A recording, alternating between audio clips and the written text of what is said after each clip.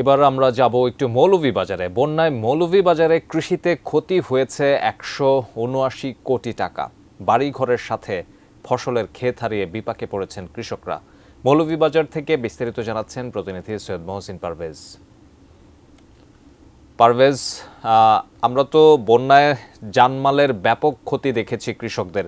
এই মুহূর্তে তারা কিভাবে জীবনযাপন করছেন এবং তাদের ক্ষতি পুষিয়ে নেবার জন্য সংশ্লিষ্ট কর্তৃপক্ষ আসলে কি পদক্ষেপ নিয়েছে, কি দেখতে পেয়েছেন আপনি? তারেক, আপনি যেমনটি বলছিলেন, এবারের বন্যায় মৌলভীবাজারের বিভিন্ন স্থানে বের হচ্ছে ক্ষত ছিন্ন, যাদের মাছের খামার, রাস্তাঘাট, ফসলের জমি ব্যাহত হচ্ছে, জমির ব্যাহত হচ্ছে। জেলার যোগাযোগ ব্যবস্থা ভেঙে গেছে। 145টি সড়কের 400 কিলোমিটার রাস্তা, ব্রিজ, কালভার্ট মেরামত করতে খরচ পড়বে প্রায় 400 কোটি টাকা।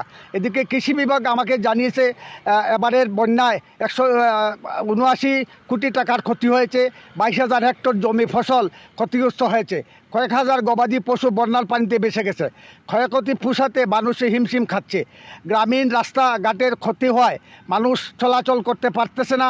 বিশেষ করে গরিব মানুষ সব হারিয়ে বিপাকে পড়েছে। আপনি জানেন, আপনার মধ্যে জানিয়ে দিতে চাই, জেলা প্রশাসক, ভিন্ন সড়ক বিভাগ, কৃষি বিভাগ আমাকে জানিয়েছেন তারা এই কৃষকদের ক্ষতি পুষিয়ে নেওয়ার জন্য তারা আপ্রাণ চেষ্টা চালিয়ে যাচ্ছেন।